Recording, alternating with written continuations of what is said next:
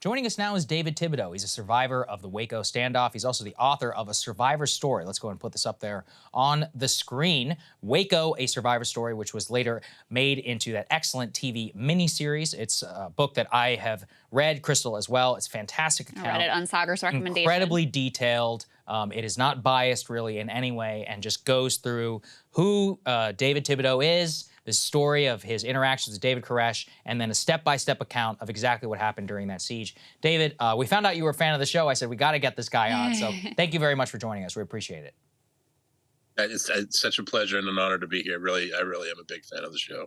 Absolutely. Nice So, David, one of the things I thought was really important about your book is it was a dispassionate view and a step-by-step case, not only of what happened at the compound, the events that led up to it, but eventually many of the dismantling the mainstream media's coverage of the FBI, the ATF, and the actions that they took on the initial raid. A lot of this is also coming under scrutiny now because we're in the 30-year anniversary. There's a new Netflix documentary. You and I were talking a little bit before this, the three of us, about some of the inaccuracies and others. Broadly, though, 30 years later, people my age, we didn't grow up with Waco. It's kind of a distant memory. Can you just describe for people what happened to you and to the Branch Davidians on that day while you were inside the compound, the events that led up to it, what eventually led to the standoff? Yeah, sure. Well, the first day, this actually started, well, I had been there for a year living on the property. And we took all the little houses down there, a bunch of little houses. We built that big house in the course of the year that I was there. Koresh had met someone named Henry McMahon, who was a licensed firearm dealer. And Henry kind of showed him the ropes and a couple of the guys the ropes of the gun business they started going to. All kinds of gun shows and finding out that they could make quite a good profit, especially at the time Congress was passing a bill that was going to make certain ammunition very valuable. So they started to get into the business of things. And before, a couple people had firearms, but it wasn't a huge deal that it kind of became that last year. So it ramped up pretty quickly. But, living there, we would see helicopters fly around the building, and we'd see people taking pictures of us and stuff like that. So, we knew that something was afoot. Then these two guys claiming that they were college students, the two or three guys moved in across the street. They started, they didn't move in any furniture or anything. They moved in equipment cases, right? Things like that. So they were in their mid-30s. They seemed to have, they had Serengeti sunglasses. They had really nice SUVs. It didn't really fit the mold of a bunch of college guys living next door. So pretty suspicious. But to me, I just want to get right to the Waco Tribune Herald did a series called the Sinful Messiah series. It was an investigative journalism. That's what they called it anyway. And they put that out the day before the BATF were to raid the building with the helicopters in the back and the two cattle trailers with the 75 agents. And, how irresponsible for them to put that article out. And just the fact they didn't work with the authorities at all and just did that out of their own arrogance really shows that some of the journalists at that time definitely have blood on their hands, as well as the commanders at the ATF who planned this raid. They lost the element of surprise. They should have stopped right there. Frankly, if they thought David was such a criminal and they had so much evidence against him, I don't understand why they didn't just get him jogging in front of their surveillance house, or David had taken them to a firing range and shot with them. So they kept saying how they were scared that Koresh was going to shoot them at any minute, but they hung out and they went off site with David. So that didn't really make a lot of sense to me. The whole thing could have been avoided, should have been avoided, and David should have had his time in court. Yeah, well, let's talk a little bit more about David, because I certainly don't want to whitewash. I mean, this is a man who was sleeping with very young girls.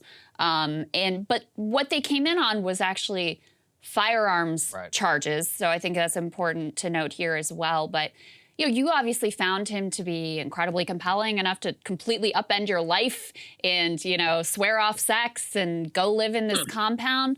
What was it that you found so compelling, especially given your mom, seems to be a real force? She was completely opposed to this and you were close to her. What led you to this place? I didn't swear off sex. I was trying to be a little more spiritual for that couple of years. So let's, let's not get crazy. At least you're honest. All right, go ahead. Well, my mother is very much a oh boy, my mother's very much a goddess culture individual. So I knew when it came to scripture, she wasn't going to be down at all with anything, and it could have been. It could have been any preacher whatsoever, and she just wasn't going to be down with that. So I just tried to keep her out of the equation as much as possible. And I just wanted to know what the Bible really said, because I am stupidly curious like that. I would watch the TV preachers on Sunday and knew that they were just about the money. That obviously wasn't anything. To me, my father's a history teacher, retired. So to me, the history of the scripture, okay, so much blood, so much violence, different ways of thought, the battles, that have happened over the centuries over this book. Some people faced the lions in the Roman Colosseum and died as Christians early on. There were, just so much passion over this book. Why? What is it? At the time, we used to swear on the Bible in court or in school. We had to say, there was a time when you said the Pledge of Allegiance every day, and these things had reverence. And I just wondered about it. I wanted to know what it really said. And this guy made it come alive. David Koresh, when he gave a study from Genesis to Revelation, is if he lived it. That's the simplest, best way I can describe it. And so it was fascinating to see. It was fascinating to watch. And you just wanted to learn more. The more I learned, the more I wanted to learn, and the more I became involved. Yeah. Well, I encourage people to read the book because it's a very detailed account that goes into it. And to me, again, as Krystal said, I'm not going to co-sign. Certainly think that a lot of what was going on, which you are honest also about in the book, was absolutely should be condemned. But if we take a step back and look at this just from a law enforcement perspective, and that's kind of what I want to focus on, is the actions of the ATF in the initial raid. They lay out a case in which they were being fired on by 50 caliber, weapons. They were being fired on with automatic weapons, that you guys had 1.6 million rounds of ammunition, that the Branch Davidians unequivocally were the ones who fired first. You lay out and break down many of these claims in your book. Can you just go through some of the initial claims on the first ones as to why violence occurred on the day of the initial raid in February? Sure. Right when we could hear the helicopters in the background, there were a bunch of doors were slamming, and I could hear all these things going on. And David came to the top of the stairs. I was in the cafeteria, and there he has a couple guys with him, and he says, "They're coming. They're on their way. Don't anybody do anything stupid. I'm going to go try to talk to them." So he went to the front, and everybody that was at the front door tells me the same story. From Jamie Casillo to Greg, a lot of these people told me the same story. And that was that David went to the door. He had it in his hand. He said, "Hold on, there's women and children here. Let's talk about this." And the door flew back in his hand from the velocity of bullets hitting it. Perry Jones, who was his father-in-law, 70-year-old man, got hit in the stomach and went down screaming. And that's when some of the people started firing back. Now, we did a lot of research for the book, and I learned actually a lot of things I didn't know from just being a witness and being there, from the research we had done.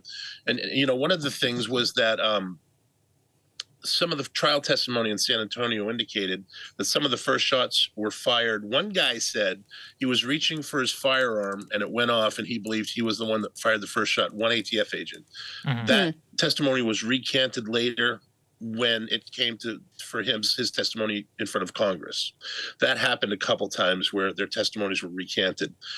The team that went to suppress, quote unquote, the dogs, or shoot the dogs, because we had 5 Alaskan Malamutes in a penned up area, they shot the dogs first thing and just murdered them.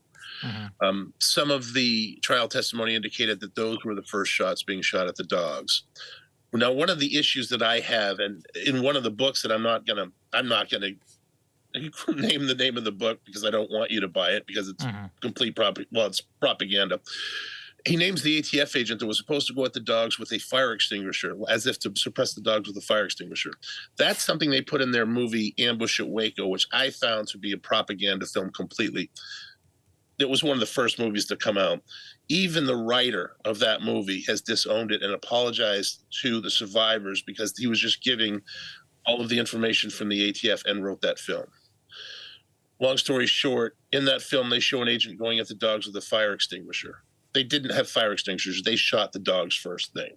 So for them to continue to perpetrate this propaganda 30 years later, I find personally very offensive. Yeah. Well, I mean, putting David Koresh aside, you're talking about 76 Branch Davidians, including 25 children, 2 pregnant women, who were all killed here. And I think the point that you make about how this was avoidable, I mean, every accounting that I've watched of this, the ones that are, seem to be more accurate and fair, the ones that are less fair, I'm just watching the whole time going, what the hell are you like, why are you doing this? There are scores of completely innocent people in this building. What are you doing? So I guess that's my question to you. Why do you think that they move forward with this plan? Why didn't they just arrest David when he was out jogging or try to go about that? I mean, they brought in tanks and helicopters. It was insane. Why did they do this? Speaking as someone who was in that building and studied with David for a couple of years, everyone who survived that will tell you it's a spiritual thing. They will tell you that David really did have some kind of message. He did have some kind of understanding. And as crazy as they made him out to be, I understand all that, man. If I were on the outside, I would have been the first person saying, those people are nuts. I really would have. But I was there, so I saw this different side.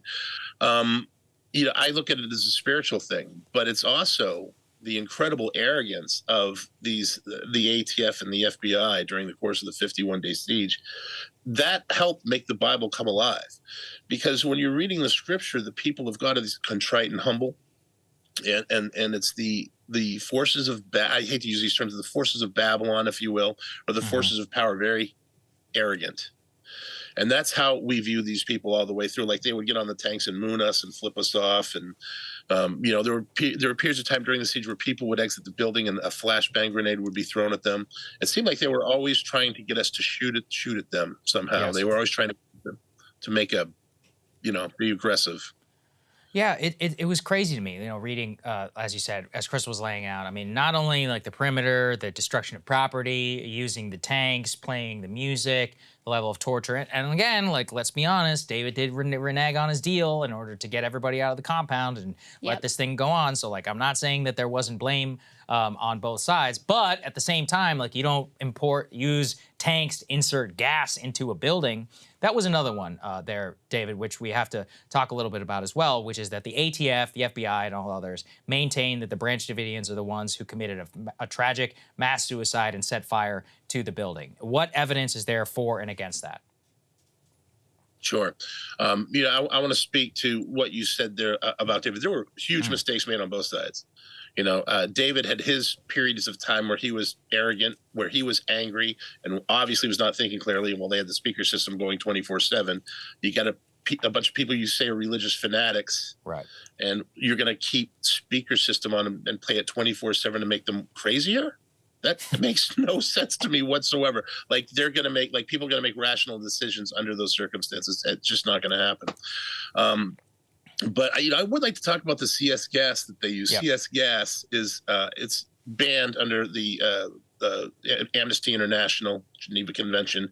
We can't use it against. We can't use it against foreign forces.